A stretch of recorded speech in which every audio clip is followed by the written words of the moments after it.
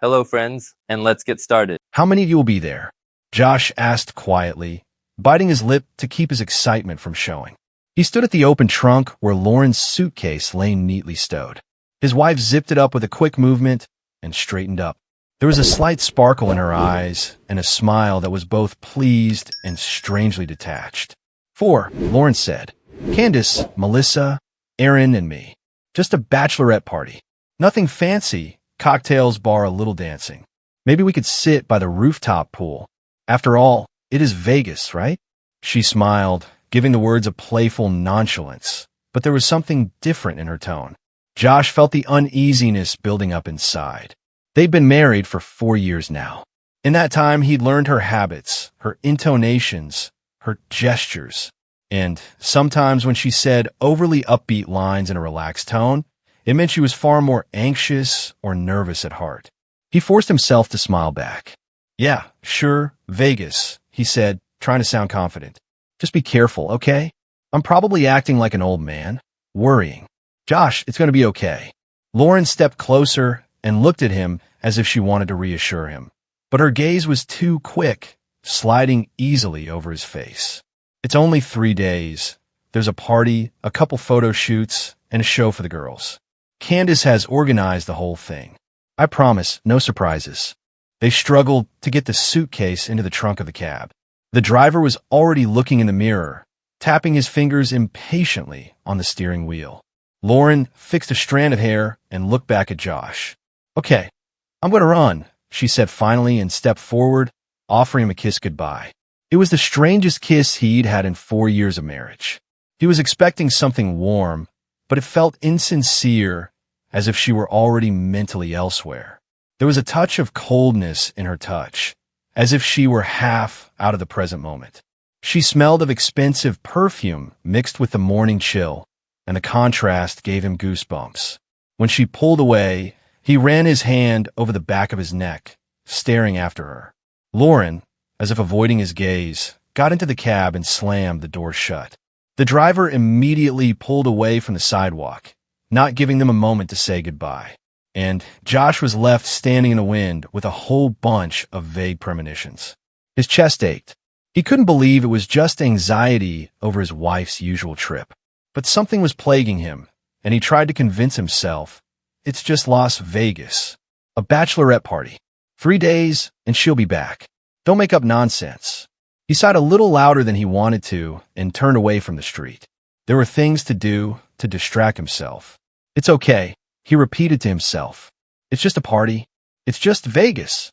The feeling of the strangeness of that kiss, however, was going nowhere. That evening, when Josh got home from work, he glanced at his phone screen. There were no missed calls. Just a short message from Lauren. Got there. All good. He shifted his eyebrows and reviewed the latest notifications. No pictures, no details, though she usually sent selfies from the airport or a description of how the flight had gone. He tried to text her, how's the hotel? What are you going to do? But no reply came. The hours crept by. Evening was already turning into night, and the phone remained stubbornly silent. There was a growing sense of unease inside that kept her awake. It wasn't until close to midnight that a dry text came in. We're already at the bar, fun. I'll text you later. And that was it. No kisses that she usually peppered her messages with, no emoticons. Nothing extra. Josh aimlessly turned on the TV, hoping the background noise would push away the restless thoughts. But the cats were scratching at his soul. About an hour later, as he was beginning to doze off, his phone suddenly vibrated. He jerked open the notification and saw that it wasn't Lauren at all, but her friend Candace. Or rather, not herself, but a short snippet of a video on Instagram stories that tagged Lauren and the rest of the girls. He clicked on the stories and saw, through the flickering club lights, Lauren singing along to a live band on stage. She had a bottle of champagne in her hand, which she held right to her lips with desperate confidence, and some man standing next to her. Shirtless, in wide, shiny pants, he was shouting something into a microphone, apparently calling out to the audience. Lauren laughed, threw her head back, and then suddenly put her arm around the half-clothed stranger's shoulders. The whole clip lasted about 15 seconds. Josh's heart sank. He looked again, clicking on the stories again. Lauren looked wildly excited, like she was filming some music video and she didn't remember she had a husband, a house, a commitment. Josh frowned. When did she get so relaxed? He tried to remember if he had ever seen such a willingness to provoke and such bold behavior in her before. No, Lauren was usually more reserved, though she was no stranger to partying. He decided to text her. "You okay in there?" Saw Candace says Storis. Seconds turned into minutes, but there was no reply. Josh glanced at his watch. It was past midnight. That meant it was only 9 p.m., the most fun they had in Vegas. On reflection, he realized that maybe he just shouldn't bother. But beneath the crust of his skull, it was pounding something's wrong. She's getting too wound up. Weren't there some problems in our relationship you didn't know about? A little later came a text from Lauren. "Dropped my phone in the pool, but it's okay." Writing short, not enough charge. And not a word more. Josh read it a few times, trying to get some emotion out of the words excitement, joy, annoyance. But it was all sterile there. It was like she was answering to a stranger on duty. He spent the rest of the night almost not washing his eyes. Sometimes he opened Instagram and looked at Lauren's friends' stories. There were flashes of the dance floor, colorful cocktails, humorous captions like, "Vegas, baby," but no close-ups of his wife. Just a couple seconds where in the shadows, under the neon lights, you can guess her silhouette, judging by her hair and that pink dress she brought with her. Through all this jittery series of images and flashes rumbled a loud beat of music that gave Josh a bad feeling. He tried several times to catch fragments of Lauren's face. Suddenly, he thought he saw a man glimpsing next to her who couldn't even be seen. Eventually, his agonizing interest won out, and he scrolled through the video in slow motion several times, trying to guess if her hand was on that guy's shoulder. But the shots were blurry, the lighting was hellishly bad, and he didn't want to let the wave of jealousy and anger out of his mind. Something was building up inside, keeping him awake. He dozed off on the couch in the morning without hearing from his wife. Around 9 in the morning, he got up, drank a glass of water, and tried to check Messenger. There were no responses from Lauren. He was about to dial her when suddenly his phone beeped with an incoming message in the general chat room, which included almost everyone Candace and Lauren knew. They were discussing their Vegas experience, and someone seemed to have inadvertently attached a short video clip. Josh had opened it automatically, not expecting anything supernatural. The first few seconds seemed like a chaotic kaleidoscope. The camera shook, there was tinkling music, women's laughter in the frame. But then, after the boisterous laughter, something vilely intimate began to reverberate. A bed with snow-white linens flashed into the frame, a lamp illuminating the room, and Lauren. It's impossible to confuse her figure, her shape, her voice. And she's in her underwear, kneeling in front of a man in bright, shiny pants. Josh noticed the name embroidered on the pants. Jason Mason. A stripper? It looked like it. There were rhinestone elements on his thighs, clearly a stage costume. In the shot, Lauren laughs out loud and presses herself against him. Her hair is disheveled, and her eyes look excited and on fire. Suddenly, the camera pans around so that a close-up of both of them is visible. Lauren throws her head back, and her profile is visible. Without a shadow of embarrassment, a playful laugh escapes her lips. Then she turns to the lens and smiles, as if looking directly at the viewer, as if she had long ago stepped beyond the boundary of husband, home, and marital fidelity. In the background comes a voice. "Shit, it's fire." Then the sound cuts off, the camera shakes, and the video cuts off. A caption appears on the screen, added by one of the girls. "This night is tops." Josh looked at the timings out of inertia. The video had been uploaded about an hour ago, only a few seconds long. But it was enough. The sounds of laughter, the sight of a half-naked man and Lauren standing in front of him in a pose that made Josh's insides instantly go cold. His eyes went black. The air rushed in as if a hot metal rod had been shoved inside him. His larynx clenched, as if unable to make a sound.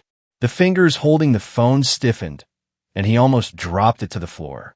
In the chat room, someone started to write, "Oh, that's not here." But it was too late. The online member icons flickered, flashing like crazy. Some people immediately left the group. Some sharply hissed or swore. Josh felt his heart pounding against his ribs. He tried not to breathe so he wouldn't snap. Part of his mind seemed to freeze, rejecting what he had just seen. But reality had already passed judgment. Lauren had cheated on him, and she'd done it without shame, letting herself be filmed by her friends. She looked directly into the lens, as if she knew the video would be seen. And she didn't care. At that moment, everything in him shivered. He couldn't feel his hands, couldn't hear the sound around him. Only the pounding of his own heart, ripping from his chest, deafening and relentless. His fingers unlocked his phone and, as if on automatic, reviewed the video again. Yes, it was Lauren, her voice, her mole on her shoulder, the way she laughed with her head tilted back. There was no doubt about it. In that same minute, he had a primal impulse to write to her, to video dial her, to say everything and tear her apart with words that couldn't be forgiven. But he suddenly stopped himself. A simple thought popped into his head. She's already crossed all the lines. I'm not going to listen to excuses. I'm not going to give her a chance to lie. He put the phone away and extinguished the screen, leaned back on the back of the couch, feeling himself shaking from the adrenaline surge. It wasn't the usual rage, more like a cold, measured rage that was beginning to organize his thoughts into a clear plan of revenge. In his mind, as if in a compressed spring, an idea began to form. I won't throw a tantrum. I'll do it as calmly but firmly as possible. So he decided no call, no text. Instead, he deleted Lauren's number from his contacts as a symbolic action. And then, still with the same chilling calm, he thought about the details. How do I live my life now? How do I close this relationship without leaving myself any loopholes for forgiveness?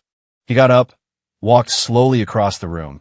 Noticed how the photo of Lauren and him on the shelf suddenly became foreign. Things continued to boil inside, but the emotions weren't spilling out. He walked over to the window, where his laptop lay on the sill, opened up a search engine, and started looking at what it took to get an instant divorce in their state. It turned out that if you had all the necessary grounds and documents, you could file very quickly. And that suited him just fine. An hour later, he was already on the phone with the law firm, explaining the situation in a calm tone, as if it was about buying a car. Then, a little later, when the paperwork was done electronically, he sent it to his email. Then he'd gotten to work on his finances. He called the bank, changed the passwords to the joint accounts, transferred most of the money to his personal account to prevent any surprises from Lauren. He wasn't sure if she was capable of revenge or secret cash-outs, but he decided to reinsure himself. Did everything with cold composure, like it was a daily chore. Next, the tickets. He knew the stripper's name, Jason Mason, because it was painted all too clearly on his pants. Josh found the nearest available flights from their town to Las Vegas and bought a one-way ticket, issued in the name J. Mason. He liked the symbolism of the gesture. Let it be seen who was truly invited to continue the magical fairy tale with Lauren. Finally, he packed her things. Not everything, but the essentials, and most importantly, anything she might need if she decided to stay. Clothes, shoes, makeup bag. Packed them into large travel bags, made them up by the front door. Taped a sticker to one of the bags for your new home. Josh. No extra notes, no emoticons, no swear words. Just a statement of fact. She doesn't live here anymore. He'd been operating in this metamorphosis all morning. Absolute calm determination on the outside and a blazing resentment on the inside. But he drove that resentment deeper, not allowing it to control him. Finally, convinced that all he had to do was wait for her return, he sank to the couch, closed his eyes, and fell into a heavy, restless sleep. The day Lauren was due to fly in, Josh purposely didn't go to work, not wanting to miss the moment of meeting her at the airport. He woke up early, dressed in a strict navy blue shirt and jeans, threw on a light jacket, and grabbed his paperwork. He checked again to make sure everything was ready. The envelope with the divorce petition, copies of his joint finances, a one-way ticket under the name Jason Mason. Everything was in hand. On the way to the airport, he wondered how he would have reacted if the story had been different, if she had simply complained, drunkenness, stupid joke, I'm confused. But no, she didn't just stumble. She did it with a smile, posing on camera in front of her friends, who were now sending this video around the chat room. A new wave of anger was rising inside, but he quelled it again with a cold reminder. It's done. There's no going back here. Lauren was one of the first to arrive in the arrivals hall. Josh recognized her immediately. Tall, slender, bright top, tight jeans, tan skin. She looked like she'd really spent a swanky weekend in Vegas. There was a smile on her face, an uplifted, joyful look on her face, as if she were returning from paradise, not knowing that there was a judgment waiting for her at home. As soon as Lauren spotted her husband, her eyes flashed with joy. She waved to him, ran up, dragging her suitcase on wheels, and clumsily tried to put her arms around his neck. "Oh, darling, I missed you so much," she exclaimed and leaned over to kiss him on the cheek. But Josh didn't respond to the movement. He remained standing straight, his head tilted just slightly, avoiding the kiss. His face held a detached calmness. "Hi," he said quietly. Her hands froze in the air, and Lauren frowned, pulling away. "What's wrong?" There was confusion in her voice. "Hold this," he said, holding out a large white envelope to her. "It's for you." In another dash, he pulled out a second envelope containing an e-ticket. "Here, take this too." He literally put it all in her hands. Lauren glanced at him, then began to open it with visible annoyance and incomprehension.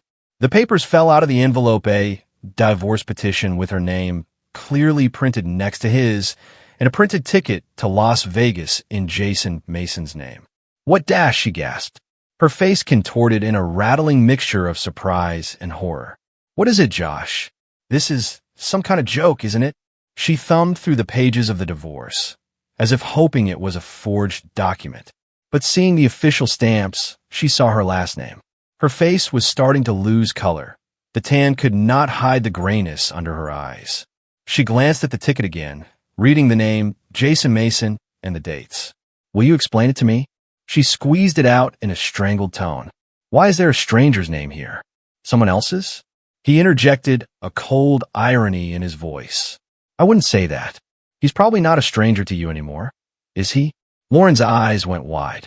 It was obvious she was trying to guess how much he knew. She seemed to naively think she could come here and hide the truth. After all, when you act so recklessly, you don't always remember the possible consequences. All around them in the arrivals hall, people were walking, hurrying for the exit. Some passed by, casting curious glances. To them, it looked like a normal couple's quarrel, maybe a small scene.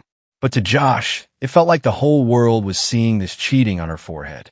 He leaned forward a little and spoke almost in a whisper, so only she could hear. "I saw everything, heard everything. You could have gone back and made 100 excuses and hoped I didn't know. But you know what the most frustrating part is? You didn't even bother to delete the evidence." "Josh Dash," she tried to grab his arm. Her eyes trembled with tears mixed with despair. "It was just a game, a bachelorette party. Everyone there was drunk. And I dash," she stammered, try to find the words to justify or downplay what she'd done. "I drank too much. I didn't realize what I was doing. It was a stupid joke." Josh looked directly at her, and it felt like he was seeing a strange woman in front of him. How many times had she lied to him, pretending they were the perfect couple? How many of those innocent moments had there been that he didn't know about? "You weren't drunk," he said in an even tone. "In the video, you were looking at the camera very consciously. You were smiling." He lowered his voice a little more. "I saw it in your eyes. I saw how high you got from being filmed." She grimaced, her chest heaving. "No, I didn't. It was just a second. I don't remember how it happened at all." Lauren tried to catch his gaze, but Josh was looking through her. There was more emptiness than anger in that gaze. "You could have come clean," he repeated, instead of hiding behind a disconnected phone and excuses. "But you didn't care. You know, sometimes people make a mistake under the influence of alcohol, and then they repent. You didn't. You also let that video go viral." Lauren's lips quivered, and she bit down hard on her lower lip, trying to hold back tears. All her carefully crafted fun and tan seemed to fade in an instant, revealing her confused and panicked nature. She had nothing to cover herself with but pathetic excuses. "You can't just pick up and throw away 4 years of marriage," she shrieked, and a few shush-shushes echoed through the hall. People turned around, interested in the scene, but Lauren was no longer shy of the audience. Tears streamed down her cheeks, and her voice shook. How can you make a decision about divorce like that right away? It's horrible. We haven't talked this through. Josh averted his eyes to avoid looking at her crying face. It was too painful and unpleasant to see the person he loved in such a disgustingly pathetic light. But he did not let himself soften. He remembered Lauren's smile in the video as she snuggled up to the strange man. "Lauren," he said quietly but firmly, "you threw away our 4 years all by yourself when you made the decision to sleep with that stripper. When you let your friends film the whole thing and put it in a public chat room. I don't want to hear your explanation." She tried to squeeze some understanding out of his eyes. No, it's not what you think," Lauren sobbed, clutching the documents to her chest with both hands, as if she hoped it would help her hide the pain that was tearing her apart. "That's exactly what it is," he said without raising his voice. "You cheated on me, and you did it in such a way that I became an object of ridicule to our mutual friends, thanks to those videos. You didn't just betray me, you humiliated me," she shrieked, grabbing her suitcase as if looking for support. People around her tried to get away from her to avoid becoming unwitting witnesses, but it was hard to look away. The energy of anger and suffering vibrated in the air. It felt like the final rupture of two people who yesterday could still consider themselves spouses. "You can't," Lauren tried to say, but her voice broke on a sob. "You can't just throw away everything we had. I love you, Josh." He smiled bitterly. It was a cruel, ironic smile that had no shadow of the feelings that had bound them together before. "No," he interrupted her. "You talk about love, but that's what you've done." He nodded at her envelope. "I've already made my decision. Take your things. The ticket is a gift for you and your boyfriend, in case you want to continue the party in Vegas." "Wait, no," she shouted, her face contorted with despair. "I don't want him. I want you." He shook his head sadly. "It's too late."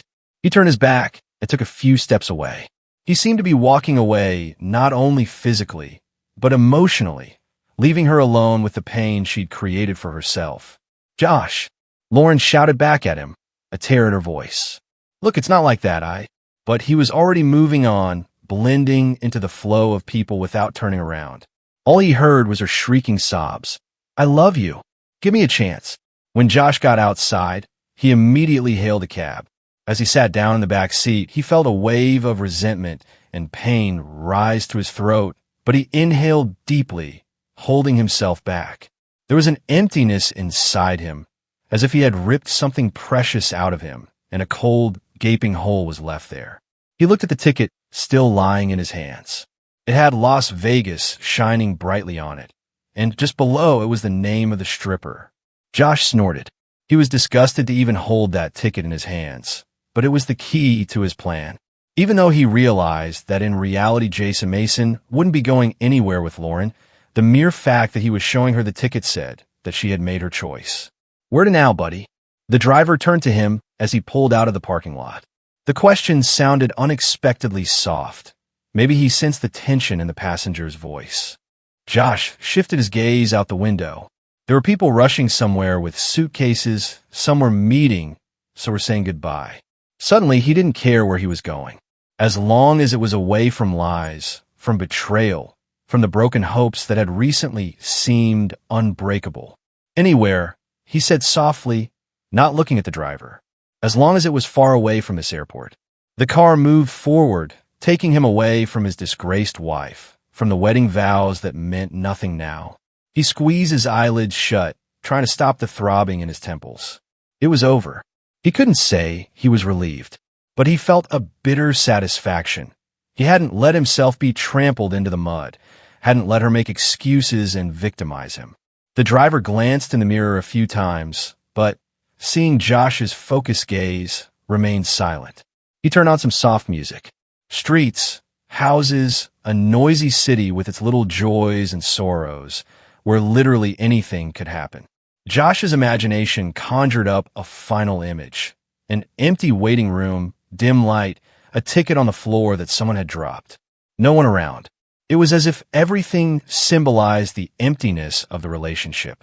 Yes, outside the world continues to live, but for these two, the book called Family is already finished. He felt like throwing that ticket away right now, but he suppressed the impulse in him. Maybe he'd just leave it in the back of a cab somewhere, Or maybe he'd toss it in a trash can at the first stop. Maybe someday he would remember this day and feel bitterness or, conversely, relief. But now there was only one feeling, an icy calm and a desire to get as far away as possible. To go to a new life where there was no place for a man who could so easily destroy trust.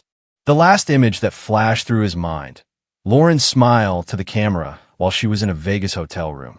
With that smile, she had erased everything that had been between them. And with that same instant, he realized she was no longer a part of his world.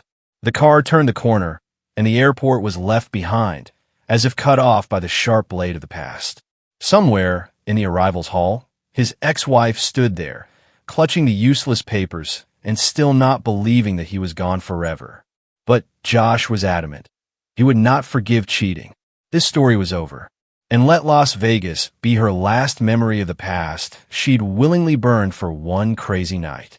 And that's where today's story ends. Thank you for watching to the end. If you enjoyed it, don't forget to like and comment. We'd love to discuss this story with you. See you in the next video.